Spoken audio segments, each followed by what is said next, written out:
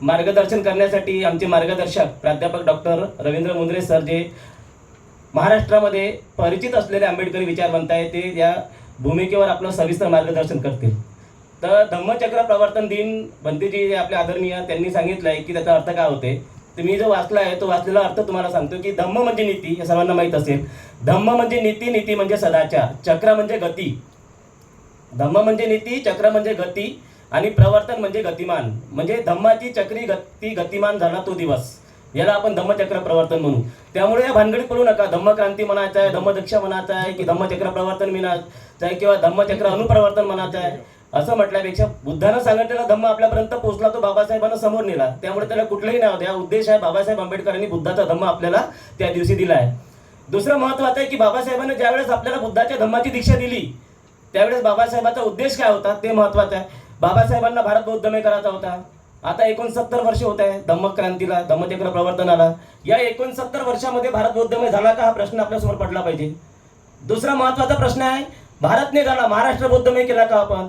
महाराष्ट्र नाही विदर्भ केला काय? विदर्भाने अमरावती जिल्हा केला काय? आपण एक गाव, एक नगर, एक एरिया तरी बौद्धमय या 69 वर्षात केला काय? याचं मागचं कारण आहे, याचं उत्तर नाही आहे. आणि कारण आहे की आम्ही बौद्ध झालो नाही. लक्षात घ्या, आम्ही बौद्ध झालो नाही. धम्मचक्र प्रवर्तनानंतर आम्ही स्वतःला बौद्ध म्हणून मिळवतो सांगतोय. बुद्ध लावले आम्ही घरात, बाबासाहेबाचा फोटो लावला, पण बाबासाहेब समजून घेतले नाही, बुद्ध समजून घेतला नाही, आचरण केलं नाही. आमच्या सगळे जे काही रूढी परंपरा संस्कार जे आहेत हिंदूंचेच आहे. तुमच्या घरी लग्न असू द्या, तुम्ही हळद लावल्याशिवाय लग्न करणार नाही, ही मानसिक गुलामगिरी आहे. त्याच्यावर आपण नंतर सविस्तर कधीतरी बोलू. हळद लावल्याशिवाय होणार नाही. तुमच्या घरात बाळ झालं, तो 1 वर्षात झाला, त्याच्या हातापायात काळे धागे. सरांनी सांगितलं, खूप चांगलं सांगितलं. म्हणजे आतापर्यंत झालेल्या भाषणात त्यांचंच मला आवडलं की हातापायात गळ्यात ते काळे धागे बांधल्याशिवाय ठेवणार नाही. ही झालं कर्मकांड. तर हे कर्मकांड बाबासाहेबांनी नाकारलं होतं. आपण दुसरं महत्त्वाचं आहे, 22 प्रतिज्ञेवर अनेक वाद होतात. बाहेर लोक तेव्हा म्हणतात की नाही आता 22 प्रतिज्ञेची गरज नाही आहे, काही आवश्यकता नाही आहे. मला सांगा, या ठिकाणी बसलेले आहे, तुम्हाला माझा प्रश्न आहे, 22 प्रतिज्ञेचा म्हणजे 22 प्रतिज्ञेचा अर्थ किती लोकांना माहिती आहे? हात वर करा बरं प्रामाणिकपणे.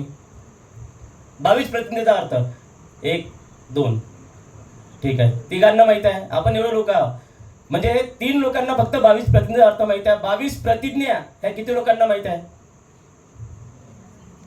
ते मागचे तिघ आहे, ते संस्कार वर्गाचे विद्यार्थी आहे, आमचे आंबेडकरी बाल संस्कार वर्गातले, तिघांना माहित आहे. तर आम्हाला 22 प्रतिज्ञाच माहित नाही, 22 प्रतिज्ञेचा अर्थच माहित नाही, तरी आम्ही का टाळतो, का विरोध करतो? 22 प्रतिज्ञा विरोध करण्याचं कारण काय आहे? भले 22 प्रतिज्ञा समजून घ्या, वाचा, त्याचा अर्थ माहित करा, त्यानंतर ठरवा चांगले आहे की वाईट आहे, सांगायचं की नाही सांगायचं आहे. त्या 22 प्रतिज्ञा या ठिकाणी मी थोडक्यात सांगतो. पहिली प्रतिज्ञा आहे, मी ब्रह्मा विष्णू आणि महेश यांना देव मानणार नाही किंवा त्यांची उपासना करणार नाही. मी हा शब्द महत्वाचा आहे. याच्यावर कुठल्याही धर्मावर टीका नाही आहे, तुम्ही स्वातंत्र्य आहे. का करायची नाही हे सविस्तर आपण कधीतरी बोलू. दुसरी प्रतिज्ञा आहे, मी रामकृष्ण यांना देव मानणार नाही किंवा त्यांची उपासना करणार नाही. तिसरी प्रतिज्ञा आहे, मी गौरी गणपती इत्यादी हिंदू धर्मातील कोणत्याही देवदेवतेस मानणार नाही. चौथी प्रतिज्ञा आहे, देवाने अवतार घेतले यावर माझा विश्वास नाही. पाचवी प्रतिज्ञा आहे, बुद्ध हा विष्णूचा अवतार आहे, खोटा आणि खोडसाळ प्रचार आहे असे मी मानतो. सहावी प्रतिज्ञा आहे, मी श्राद्ध पक्ष करणार नाही, पिंडदान करणार नाही. सातवी प्रतिज्ञा आहे, मी बुद्ध धम्माच्या विरुद्ध विसंगत असे आचार कर्म करणार नाही. आठवी प्रतिज्ञा आहे, मी कोणतेही क्रियाकर्म ब्राह्मणाच्या हातून करून घेणार नाही. लक्षात घ्या, 8व्या प्रतिज्ञेपर्यंत आपण नाही म्हटलंय. 9वी प्रतिज्ञा काय आहे, मी सर्व मनुष्य मात्र समान आहे असे मानतो. 10वी प्रतिज्ञा आहे, मी समता स्थापन करण्याचा प्रयत्न करीन. 11वी प्रतिज्ञा आहे, मी भगवान बुद्धाने सांगितलेल्या अष्टांगिक मार्गाचा अवलंब करीन. 12वी प्रतिज्ञा आहे, मी भगवंताने सांगितलेल्या 10 पारमिताचे पालन करीन. 13वी प्रतिज्ञा आहे, मी सर्व प्राणी मात्रांवर दया करीन व त्याचे लालन पालन करीन. 14वी प्रतिज्ञा आहे, मी चोरी करणार नाही. 15वी प्रतिज्ञा आहे, मी व्यभिचार करणार नाही. 16वी प्रतिज्ञा आहे, मी खोटे बोलणार नाही. 17वी प्रतिज्ञा आहे, मी दारू पिणार नाही. 18वी प्रतिज्ञा आहे, प्रज्ञाशील आणि करुणा या बुद्ध धम्माच्या 3 तत्वाची सांगड घालून मी माझे जीवन व्यतीत करीन. 19वी प्रतिज्ञा आहे, माझ्या जुन्या मनुष्य मात्राच्या उत्कर्षाला हानिकारक असणाऱ्या व मनुष्य मात्राला असमान व नीच मानणाऱ्या हिंदू धर्माचा मी त्याग करतो आणि बुद्ध धर्माचा स्वीकार करतो. 20वी प्रतिज्ञा आहे, तोच सद्धम्म आहे अशी माझी खात्री पटलेली आहे. 21वी प्रतिज्ञा आहे, आज माझा नवा जन्म होता असे मी मानतो. आणि 22वी प्रतिज्ञा, इतर पण मी बुद्धाच्या शिकवणीप्रमाणे वागेन अशी प्रतिज्ञा करतो. काय वाईट आहे? वाईट काय ह्याच्यामध्ये? पहिल्या 5 प्रतिज्ञेमुळे तुम्ही विरोध करता, त्याच्या मागचं कारण आहे. बाबासाहेब आंबेडकरांच्या डिग्र्या माहिती आहे ना, MA PhD DSc LLD DLit bar at law, एवढा डिग्र्या घेतलेला माणूस जर आम्हाला 22 प्रतिज्ञा देत असेल नागपूरच्या दीक्षाभूमीवर, त्याच्या मागचं काहीतरी कारण असेल, त्यांचा काहीतरी दूरदृष्टिकोन असेल. बाबासाहेबांनी मांडलेला अर्थशास्त्राचा सिद्धांत आज जसं तसा लागू होते, सामाजिक शास्त्रातला सिद्धांत जसा तसा लागू होते. मग बाबासाहेबांनी दीक्षेच्या वेळेस घेतलेल्या 22 प्रतिज्ञा लागू होत असेल की नसेल? लक्षात घ्या, महत्वाचे आहे. आम्ही 22 प्रतिज्ञा बाजूला सारल्या म्हणून कर्मकांड घुसले. आजही आमच्या घरामध्ये दिवाळीचे दिवे लागतील, आजही आमच्या घरामध्ये लक्ष्मीची पूजा केली जाईल 69 वर्षानंतर. त्यासाठी 22 प्रतिज्ञा समोर ठेवा, आवश्यक आहे. आम्ही कर्मकांडात घुसत चाललो आहे. आम्ही बुद्धाने देव बनवलेला आहे. थोडक्यात बोलतोय, एकच उदाहरण देईल मी, शेवटी थांबून देईल. की बुद्धाच्या बाबतीत सांगतोय. आता मी जे काही बोलतो असतो नेहमी, म्हणजे आता सवय आम्हाला की जे दिसते डोळ्यात त्याच्यावर मांडतो, मी लिहितो. जे लिहितो ज्याच्या खाली माझं नाव असते ते माझंच असते. म्हणजे काही लोकांचं असं असते सर की मुंद्रा सण लिहून पाठवलं का म्हणते. त्याच्यामुळे मी कसं भीमनगरचा आहे, त्यांना वाटतं याला काय सुचणार आहे का नाही. तर सरांनीच मला प्रेरणा दिली या ठिकाणी ॲडमिशन करण्यासाठी. त्यांच्यामुळेच मी MA थर्डला ॲडमिशन घेतली. माझी काही इच्छा नव्हती करण्याची, पण सरांमुळे केली आहे. तर बुद्धाच्या बाबतीत सांगतोय की बुद्ध एक सामान्य व्यक्ती आहे. आदरणीय वंतीच्या ठिकाणी बसले आहे. बुद्ध सामान्य व्यक्ती आहे, पण कर्मकांडाच्या स्वरूपामध्ये बुद्धाने देव बनवणं सुरू आहे. हे बाबासाहेबांना अपेक्षित होतं काय? बुद्ध म्हणते मी मार्गदाता आहे, मोक्षदाता नाही, तुम्हाला जीवन जगण्याचा एक मार्ग दाखवतो आणि तोही तुमच्या बुद्धीच्या कसोटीला तपासून पहा.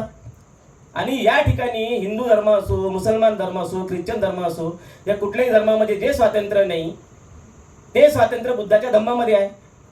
तुम्ही हिंदूमध्ये देव बनू शकत नाही, तुम्ही रामकृष्ण बनू शकत नाही, शंकरजी बनू शकत नाही. ख्रिश्चन धर्मामध्ये येशू बनू शकत नाही, मुसलमान धर्मामध्ये अल्लाह म्हणजे मोहम्मद पैगंबर बनू शकत नाही. पण बुद्धाच्या धम्मामध्ये तुम्ही बुद्ध बनू शकता. बोधिसत्वाच्या 10 अवस्था पार केल्या तर तुम्ही बुद्ध बनू शकता. लक्षात घ्या, त्या बोधिसत्वाच्या 10 अवस्था आपल्याला पार कराव्या लागतील. त्या बोधिसत्वाच्या अवस्था आपल्याला माहीत नसेल. आम्ही बौद्ध आहोत आहे ना. बोधिसत्वाच्या 10 अवस्था किती लोकांना माहिती आहे? बुद्ध होण्यासाठी मॅडमला माहिती आहे, मॅडमसाठी टाळ्या वाजवा, स्वागत करा.